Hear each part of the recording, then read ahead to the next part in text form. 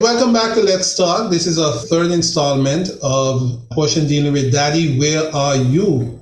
This is taken from a message given on Father's Day, and we were in the middle of a testimony of a terrible life's journey. So, Pastor Webster, could you continue with that testimony, please?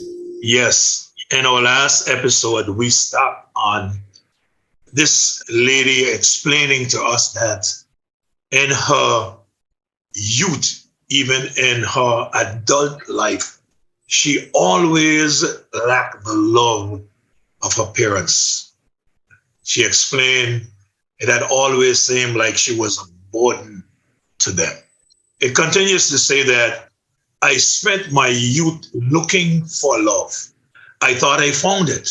And at the age of 15, I gave birth to my first child. I was put out of the house by my mother and grandmother and was told that they were not going to sit in the back of the church for my nastiness. I had to drop out of school. I paid special attention to what she said next. She said, the day I went into labor, I was forced to wash, cook, and clean, and was then dropped off at the hospital. I had my first child alone, but after she was born, I felt like I had purpose in my life. Her father was eventually murdered, so she, like me, would grow up without a father in her life. So much there to talk about. Pastor Collins? Correct. Let me just jump back to the portion we ended on last when you spoke about this young lady being thrown out of the house because of a nastiness by her mother and her grandmother. And sometimes our actions are somewhat hypocritical. I ask myself, what about the mother and the grandmother? Were they guilty of nastiness too? And how were they treated? Is nastiness okay if you're above a certain age and below a certain age? Is it not okay? Is it an issue because you feel now embarrassed by the world knowing that she's now pregnant and how she got pregnant and how she's pregnant out of wedlock and those type of things? Sometimes we behave hypocritically and not consider the person that our actions are directly affecting. This portion that talks about she being forced to wash, cook, and clean on the day of going into labor, it sounds somewhat like a Cinderella story where you have that stepdaughter just nobody loves, nobody cares about. She just has to do everything. And it is quite a shame that now it continues in her life. Now she had to have this child alone. I'd never been pregnant, won't ever get pregnant, but I could just imagine the thoughts going through her head, the fact that she would be scared, what could go wrong here. I'm now pregnant, about to have the baby, all sorts of pain and discomfort, and I don't even have anybody around me to at least hold my hand. I find it somewhat amazing that she didn't take her own life.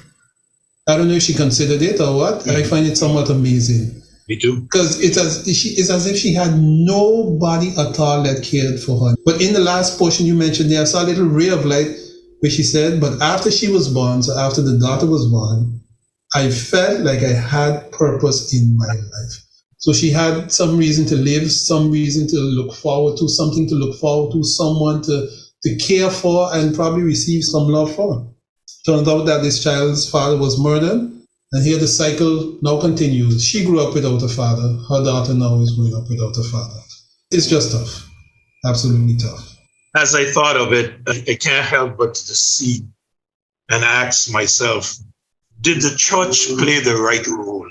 Because, of course, we are hearing here that so long as the daughter's pregnant, the parents got to go in the back of the church. And I often ask, if a member of the church daughter gets pregnant and she's thrown out of the house and she comes to our home, my wife and I, if she comes in the night after being thrown out, what is expected of us?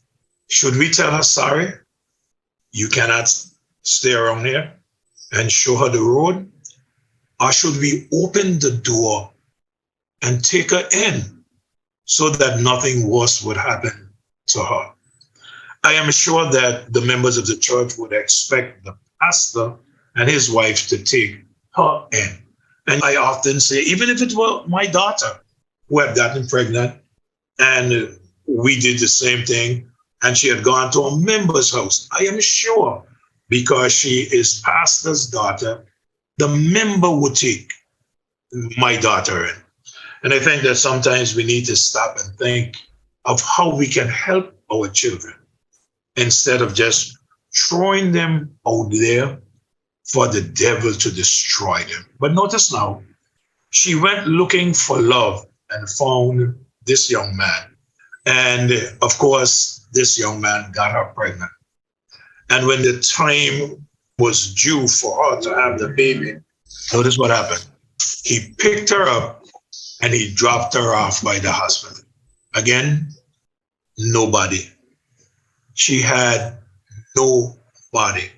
Now, we need to stop and think of this. This is not a story that is made up by someone. This actually happened in life. And I ask myself sometimes, isn't it true that people are still experiencing things like this? Sometimes people experience things, the people sit right beside us in church, and we don't even know what they're going through. I remember one year, one Christmas, a man who drove the church bus. One Christmas, his mother went to carry his Christmas breakfast, and she called and didn't hear him. And she looked in through a window, and there he was hanging from the ceiling. And I often ask, nobody saw that something was wrong that could encourage him and help him along the way?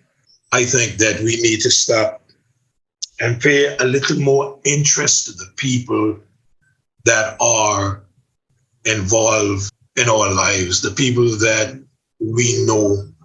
Here is this young lady, had nobody, but like you say, Pastor Collins, when God blessed her with this daughter, she no doubt thought that she had reason to live.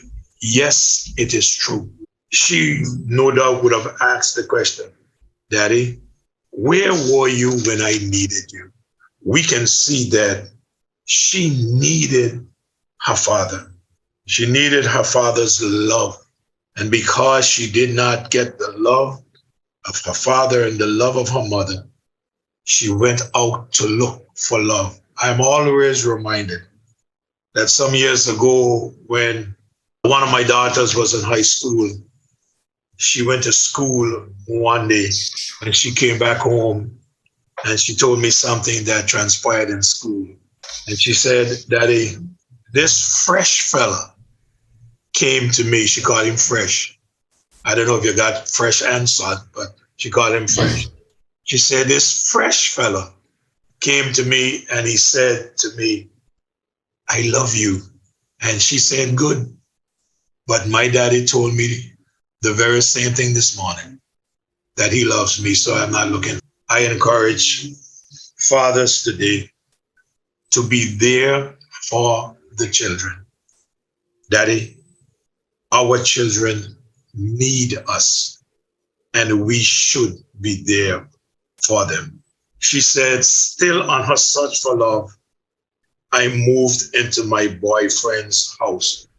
Before we could even get there, we must realize that the first boyfriend, what happened to him though? He was murdered. He's murdered. So you know it's not that boyfriend. She said, I moved into my boyfriend's house. I was living just down the road from the house where I grew up. What is she doing? If she had it so tough, just she alone, now she has a child. What is she doing? She's still looking for love. She's still looking for help because she got to make it through this life. I tell you one thing about this testimony. It started sad, but I want to be honest with you. It has a great ending. And because our time is up for this segment, we would pick up next time around and share with you a little more on the life of this lady. I look at her and I think that she's a great lady. Like you said, Pastor Collins, when people go through these things, they think of committing suicide. But she kept on going. And I trust one of these days you will meet her in person.